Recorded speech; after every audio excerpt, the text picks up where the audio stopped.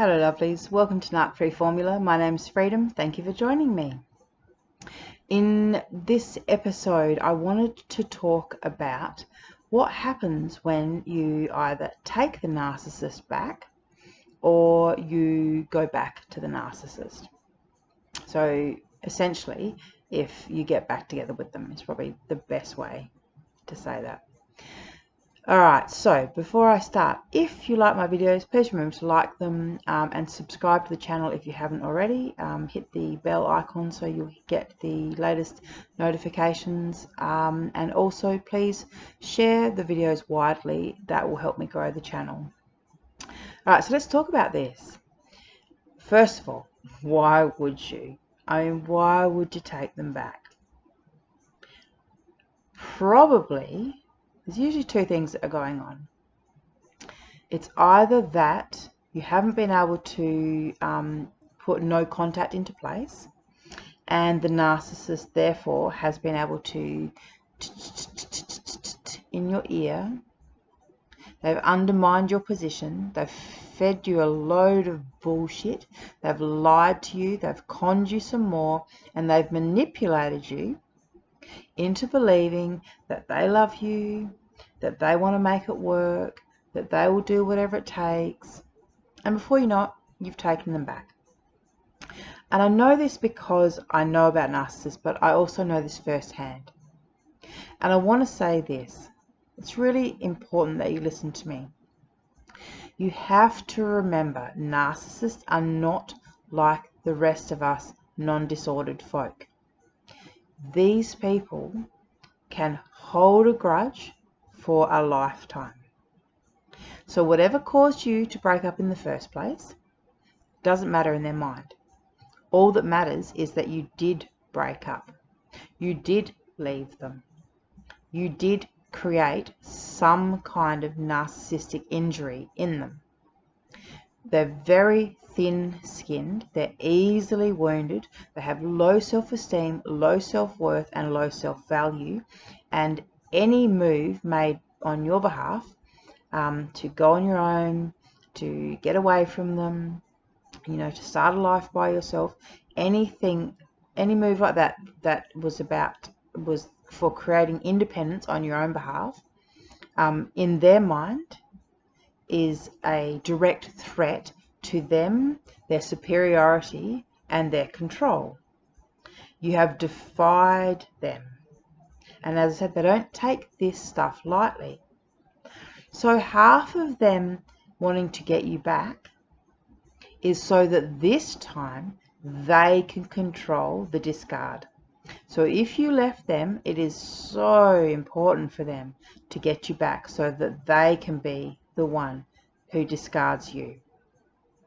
And they can quite literally spend years waiting for the perfect moment, lulling you into a false sense of security.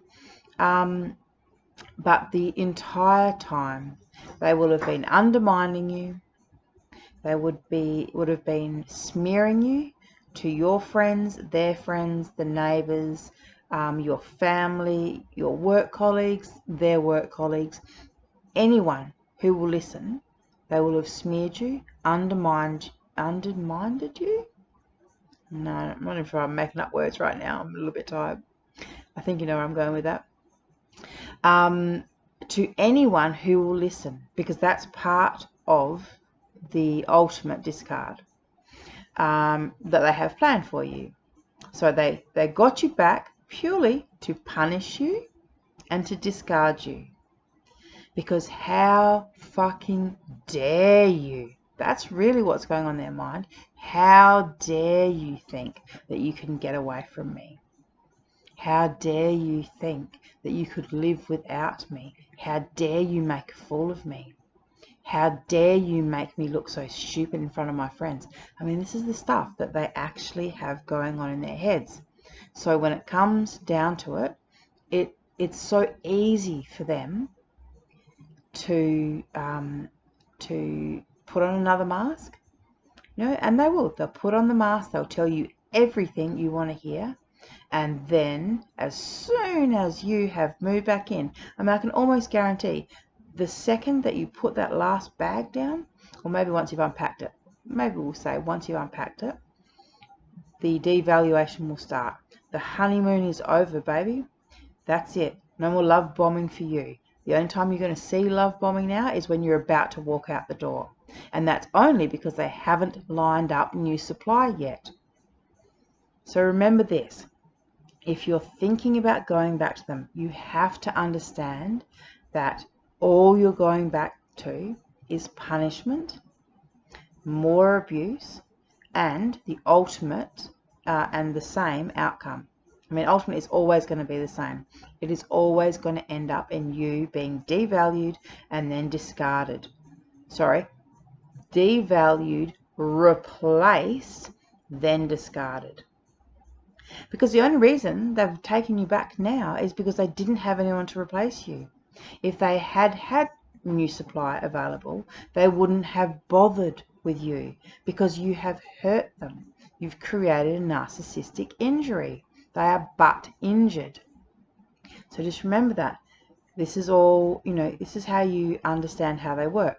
So obviously, if they've taken you back, all that means is either the new supply that they had didn't work out the way they'd planned, or they just don't have new supply that is grade A supply, which is what they need.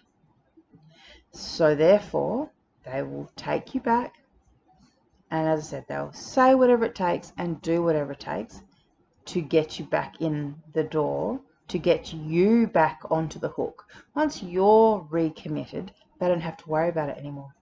They can talk about going to therapy, they're never going to go. Or if you absolutely drag them to therapy, they will use that time to get the therapist on side. You'll see another mask altogether. This is what I look like when I'm in therapy mask. They'll have the therapist on side. Before you know it, you'll be the one on trial. You'll be the one having to talk about, why it is that you don't honor him, or why it is that you don't give him enough attention, why it is that, you undermine his masculinity, or some ridiculous bullshit. So don't even bother with the therapy stuff. I mean, like I said, if you're thinking about going back, just don't do it. Just take this as this warning, as gospel. It's not going to end any better than it did the first time. All you're doing is wasting more of your own time. And if you've got children, it's confusing for them. It's not healthy. And at the end of the day, the outcome is always going to be the same. They will devalue you until you cannot stand it anymore and you leave again, or they will devalue you until they replace you, and then they will discard you. So it's always going to end up the same. You will end up being separated from them. And the thing is, we all know how addictive they can be. We all know how hard they work to get you on the hook, to get you addicted to them. But once you actually kick the habit, I mean, it's quite literally like going through cold turkey. You need to kick the habit. The narcissists are very addictive, but once you do kick the habit, you will see that in actual fact, yes, you were just like a drug addict. You were addicted to the highs and the lows and the chemical reactions that your body was going through, and the double endorphin and dopamine hit that you would get every time you had an argument and then made up. You will see that you were actually addicted to them, and it wasn't love that was keeping you there. It was just this cycle of abuse and chemical reactions that were occurring in your body that were making you addicted, physically addicted to the narcissist. And as with any addiction, once you've kicked it, you feel so much more powerful, so much more healthy, just so much better in general. I mean, narcissistic abuse is no different, from drug addiction or any type of abuse. So getting away from them, getting as far away from them as possible, is the best thing that you can do to yourself, for yourself. Just remember, there is nothing but punishment coming your way if you take them back. And they can wait. Just quickly, another thing. So sometimes when I've spoken to people who have gone back, they think that it's working this time. What they don't realize is they're just being a space filler. So basically, you know, the narcissist doesn't want to have to clean up after himself, and doesn't want to have to cook his own meals, and doesn't want to have to, you know, pay for sex.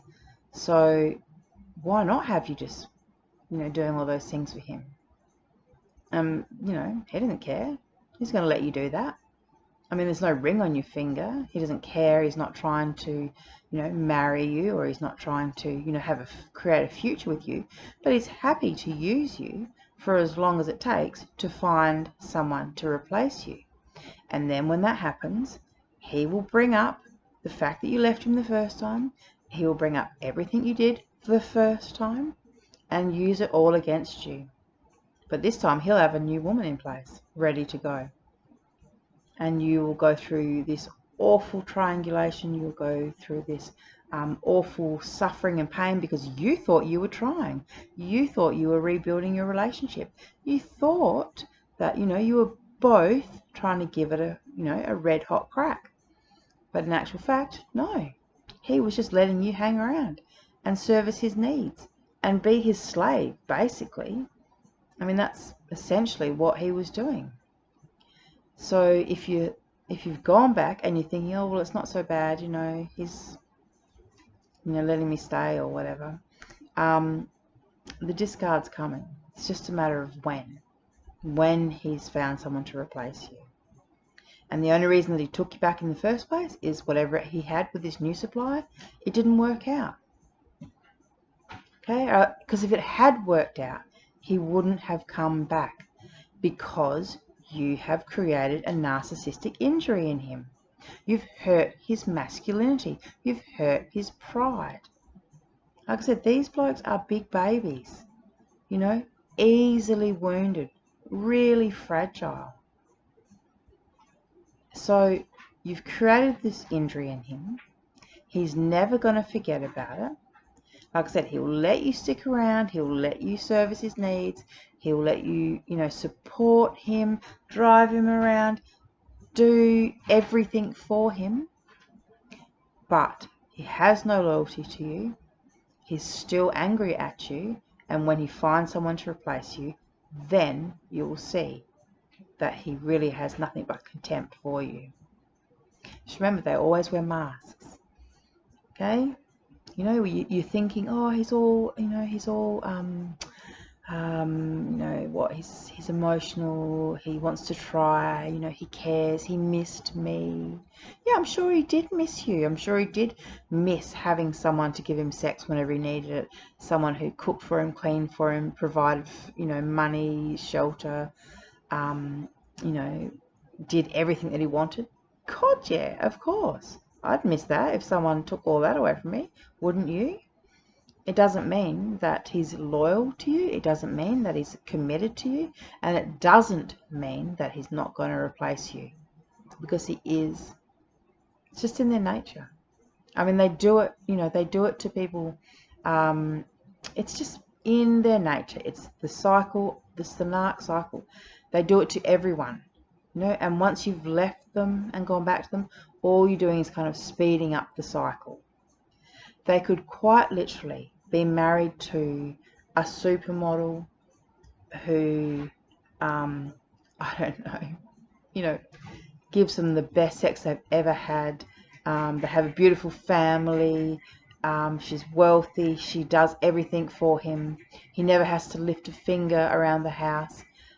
You know, he could quite literally have everything on a silver platter, and he would still find a way to devalue that woman and replace and discard her. Because you've got to remember, the devaluation, it's part of the cycle. They have to do that to you. They have to destroy you. It's part of their sickness. That's what they like to do. They like to hurt the people who love them. They like to take advantage of the people who trust them. Okay, so when you're going back for round 2 or round 3 or 5 or 7, each and every time the cycle of abuse will be shorter. The idolization phase will be shorter. sorry, the cycle will be faster. The idealization stage, so the love bombing, the good bit, that'll be shorter, and the cycle of abuse will be faster. So you'll go through the stages a lot faster, and he will be actively trying to source new supply. But he won't do it blatantly in your face until he's actually got new supply on lockdown. Then he'll start throwing it in your face to hurt you. But until then, you won't know about it. He'll just sneak around behind your back. You know, you think he's at work, but you don't realize he's actually taking the day off work, you know, or he's taking the morning off, a couple of hours here, a couple of hours there, you know, half an hour on the way back from the supermarket. I mean, they're really creative. When people want to have affairs and when people want to sneak around, it's amazing how creative they can become. Okay, and the narcissist, they have no sense of decency. They don't give a rat's ass about, you know, how blatant they're being, how disrespectful they're being, and how risky they're being. Excuse me. So, you know, don't even, do not even think that they can't source new supply, because they can, they are, and they will. And it won't be until you're literally on your way out, when you've been discarded and replaced, then you will know that yes, freedom was right. They can, and they did. Consider yourself warned, my darlings. All right, lovelies. Yeah, if you've gotten out, you know, just don't go back. I mean, why would you go back? Seriously? It wasn't good the first time around. It's going to be worse the second time around. Okay, and you'll know if you do go back, mark my words, it won't take long before the devaluation will start, and you'll be thinking, well, I thought we were trying, I thought we were going to, you know, give it our best. You know, you'll be trying double time, you'll be doing all the work, but, you know, things will have changed, and he will put that on you.